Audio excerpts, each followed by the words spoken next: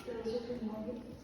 Wirklich शादी पाँच साल की उम्र में जहाँ स्पीड से आमद की बारिश गुफ्ताखी हो गई है, लिहाजा दुपहर 3:45 पर रवाना होगी। शुक्रिया।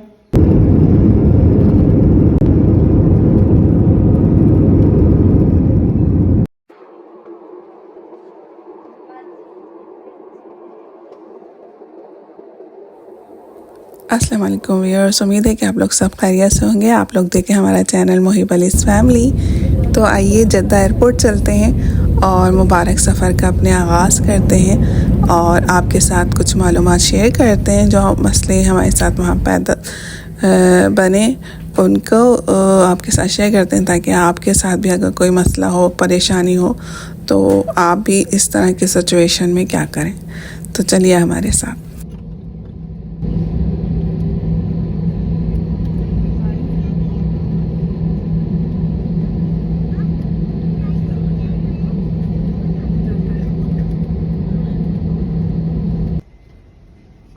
अल्हम्दुलिल्लाह जनाब, हम लोग जद्दा एयरपोर्ट पहुंच गए और ये सुबह का टाइम है, तकरीबन 6:30 का टाइम था ये, और हम लोग एयरपोर्ट आ गए हैं।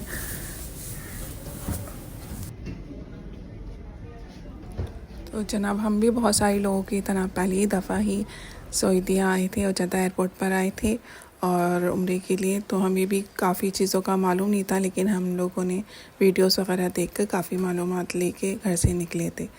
तो जनाब यहाँ इमिग्रेशन से फ़ारिग होने के बाद हम एयर ब्लू के काउंटर पे आ गए थे। यहाँ पे जनाब हमने सिम वगैरह ले ली।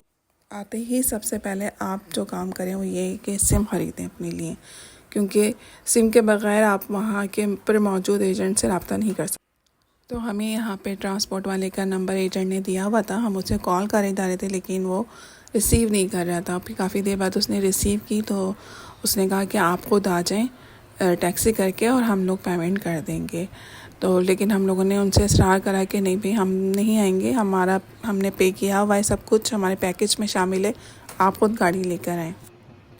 और फिर काफ़ी देर इंतज़ार करने के बाद जब वो गाड़ी लेकर आए हैं तो हमें एयरपोर्ट से बाहर ही नहीं निकलने दिया जा रहा था। वो लोग हमें जाने ही नहीं दे रहे थे। बहुत परेशानी हुई, काफ़ी देर बहस करने के बाद उन्होंने हमें बाहर जाने दिया और फिर हम अपने होटल की तरफ रवाना हुए। इसलिए जब भी आप उम्रे के लिए आए, सबसे पहले सिम ख़रीदें वहाँ की, क्योंकि लोकल नंबर पे ही आपको बार बार कॉलें करना पड़ती हैं और राब्ते में रहना पड़ता है, क्योंकि पाकिस्तानी एजेंट आपको वहाँ के एजेंट का नंबर दे देता है और फिर आप उसी के उस पे दारोमदार पर होते हैं। तो जब तक वो आपको कंफर्म ना कर दे कि आपने ट्रांसपोर्ट आ गई है और ट्रांसपोर्ट में ना बैठ जाएं, जब तक अपने एयरपोर्ट से आप बाहर ना निकलें। तो जनाब ये हुआ था हमारे साथ मसला वहाँ पर। तो सोचा आपके साथ भी शेयर कर दें, ताकि अगर कभी आप लोग जाएं तो आपके पास भी इंफॉर्मेशन होनी चाहिए कि क्या क्या मसले वहाँ दरपेश हो सकते हैं। बस जनाब फिर यहाँ से हम अपने होटल पहुँचे और होटल पहुँचने के बाद हमने, क्योंकि वहाँ पे चेकिंग टाइम 2 बजे का होता है, तो इस वजह से हमने सामान रखा और उम्रे करने के लिए चले गए। और हम लोग बहुत काफ़ी थके हुए थे, इसलिए मैंने उम्रे करते वक्त की वीडियो नहीं बनाई है। अम्मी जो कि उस पर थी व्हील चेयर पर, इसलिए हम लोगों ने 2nd फ्लोर से उम्रा करा था और बस एक छोटी सा क्लिप अम्मी के ये मैंने बनाया था जो मैं आपके साथ शेयर कर रही हूँ। तो नेक्स्ट डे जब हम लोग गए हैं खाने काबा, तो फिर हम हरम के अंदर गए हैं और फिर वहाँ पे हमने दुआ वगैरह मांगी है। फिर हम लोग घर आ गए, होटल आ गए थे और उसके बाद हम लोगों ने दूसरे दिन फजर के वक्त हरम के लिए निकले। तो ये वो होटल है जहाँ पे हमने स्टे किया हुआ था और ये वहाँ से 1500 मीटर की दूरी पे था। शटर सर्विस थी यहाँ पे अवेलेबल और शारा तकवा पे ये होटल था जो हमें मिला था। 3 कमरों का बेड, 3 बेडरूम वाला ये रूम हमें मिला था। तो ये फजर का टाइम और ये फजर का वक्त है और इस वक्त हम लोग खाने काबा की तरफ जा रहे हैं। तो वो सारा रास्ता जितना दूर था होटल से खाने काबा और सारी आज की एक्टिविटी आपके साथ शेयर करेंगे। ये कुछ उस होटल की वीडियो है, तो ये मैं आपके साथ शेयर कर रही हूँ।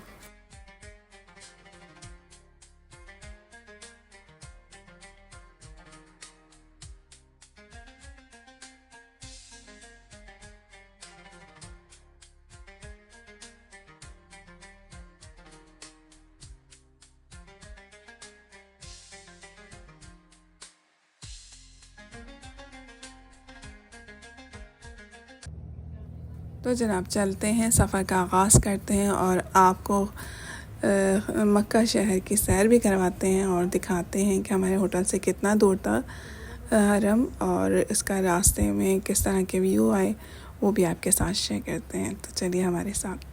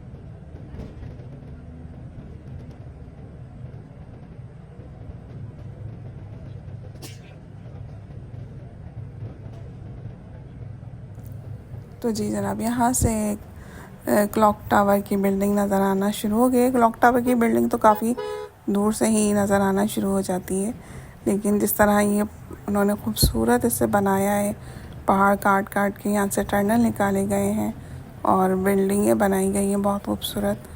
बहुत ज़बरदस्त अरेंजमेंट है, बहुत ज़बरदस्त यहाँ पे रास्ते बनाए गए हैं। बहुत अच्छा इंतज़ाम सऊदी हुकूमत ने रखा है उम्रा ज़ायरीन के लिए। तो जनाब शटर सर्विस के ज़रिए हम यहाँ पहुँच गए हैं। यहीं पे सामने आपको बस स्टॉप नज़र आ रहा होगा, बिल्कुल क्लॉक टावर के अपोजिट ही बना हुआ है और यहाँ पे तमाम शटर सर्विस आके रुकती हैं और यहाँ उतरने के बाद आपको आगे पैदल जाना होता है।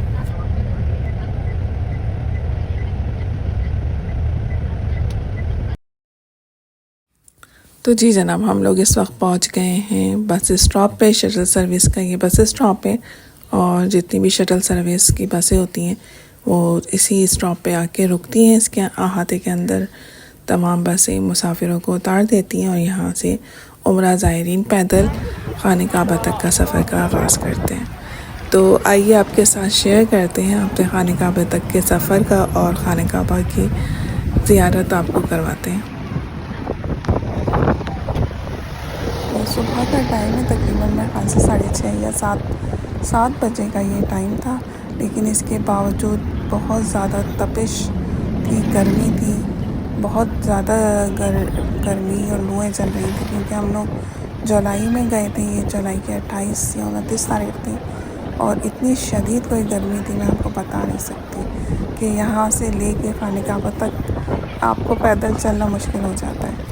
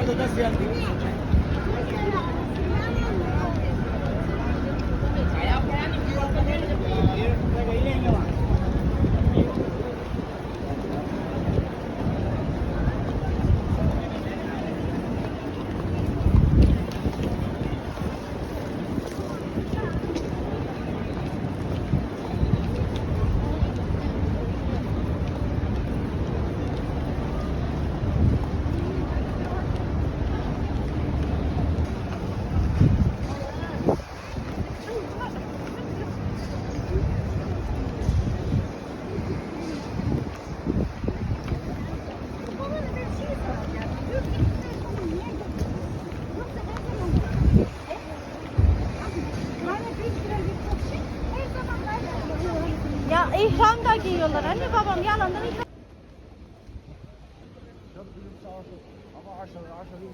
यहाँ पर तमाम उम्रा ज़ायरीन ने अपनी चप्पलें उतार दी थी और यहाँ पे चप्पलें उतार के सब अपने बैगों में रखते हैं। आप भी अपने साथ एक ऐसा बैग लेकर ज़रूर चलिएगा जिसमें आप अपने शूज़ ले रख सकें और उसे लटका सकें, क्योंकि उससे भी आसानी हो जाती है।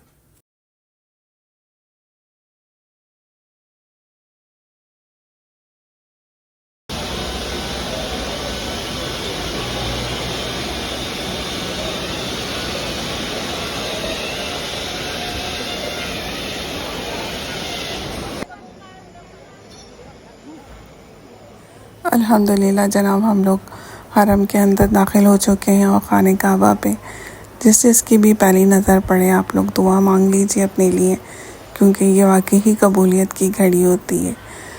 सब ने मुझसे पूछा कि आपने क्या दुआ मांगी वहाँ पे। जब पहली नज़र पड़ी तो मुझे तो होश नहीं था कि क्या दुआ मांगनी है।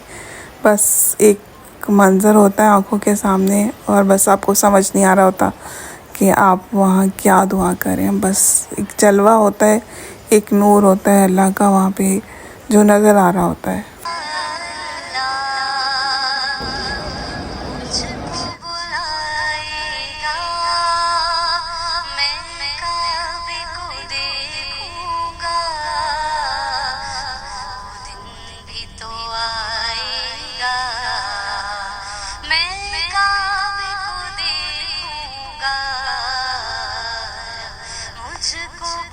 मुझको बुलाएगा